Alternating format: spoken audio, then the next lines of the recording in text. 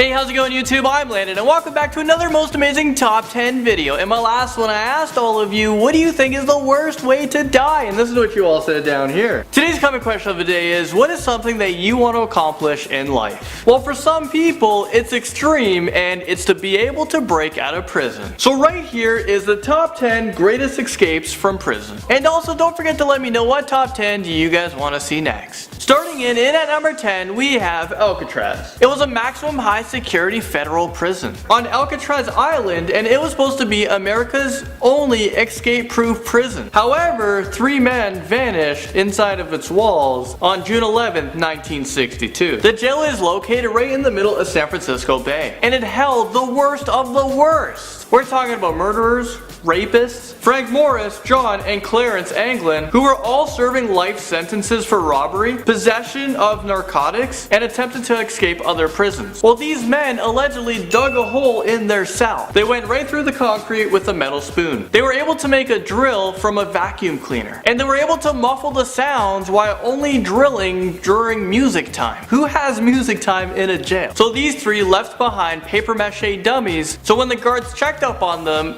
well, they're right there sleeping and nothing is going on. So they were able to escape at night. Though the prison claims the men drowned at sea, maintained that the belief that the penitentiary had no successful escapes in its 29 years of operation. The prison closed after 1 year after their escape. Their remains have never been found, and the U.S. Marshal Service maintains an active case file on the trio today. Moving on to Frank Abagnale, and he comes in at number 9. Have you guys ever watched the movie Catch Me If You Can, starring Leonardo DiCaprio? Well, that was based on a true story of a 67-year-old American Frank who has become the most famous imposter ever. He has claimed the identities of at least 8 people, and that's including an airline pilot, a doctor, a U.S. Bureau of Prisons, a lawyer, and guess what? He was all of these professions before the age of 21 years old. But unfortunately, Frank was caught and he was sentenced away to prison. But he was able to escape from a British airliner. And this is at New York's JFK International Airport. And this is all while being deported to the States. Another time, he was able to escape again from the Federal Detention Center in Atlanta, Georgia, while waiting trial. He has gone on to become one of the greatest criminals ever who's only served 5 years behind bars. And now he's become a featured speaker at anti-crime seminar and also has appeared on TV. He has guest starred on The Tonight Show, and he has 5 books out of himself. Now at number 8, we have the escape artist. And I'm talking about Yoshi Shiratori, who is a Japanese-born genius who was able to escape from prison 4 different times. 1933, he was apprehended on suspicion of murder and robbery. Yoshi was given the death sentence but was able to escape from Amori prison in 1936. And this is after he was able to obtain wire to pick his handcuffs and he escaped. But he was recaptured, but 2 years after he escaped through events. And this is located in the prison ceilings. After he was arrested again, he decided to saw through his floor and escape yet again. He used a sharpened piece of sheet metal. Unfortunately, he died at 72. We now have the helicopter escape, and this comes in at number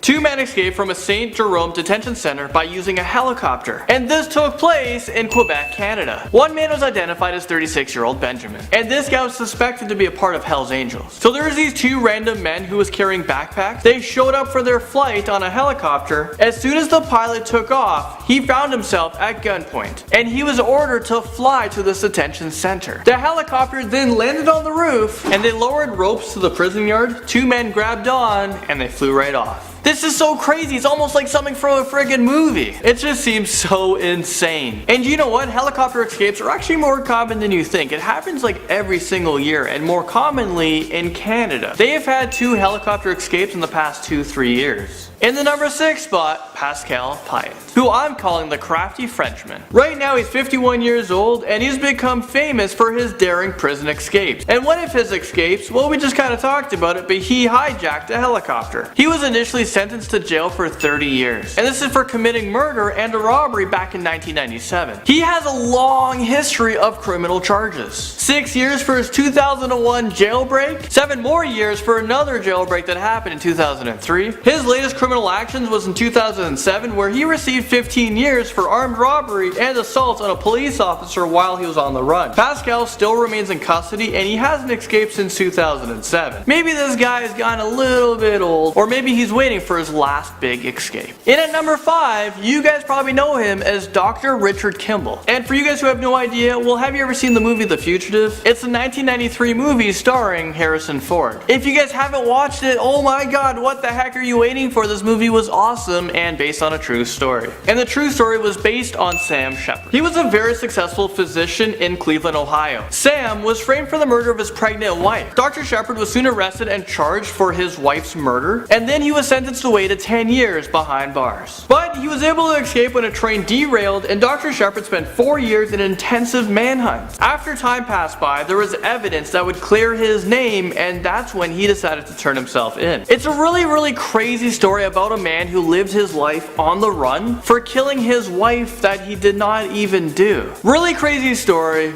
but let's move on to number 4, and we're talking about Ted Bundy. He was an American serial killer, kidnapper, rapist, and necrophiliac who assaulted and murdered numerous young women and girls during the 70s. He confessed to 30 homicides that took place in 7 different states. But the true number of victims, it's unknown, and some say it could be much higher. He was caught and he was sentenced to serve his time in Florida State Prison. While he was being taken to court, he was able to escape by jumping out a 2nd floor window. He was a fugitive for 6 days and then he was recaptured again. But he was able to escape. His second escape was so damn good that no one even noticed until the next day. While on the run, he used a fake name, Chris Hagen Bundy. I'm not really sure why he still kept his last name. This is supposed to be a fake name.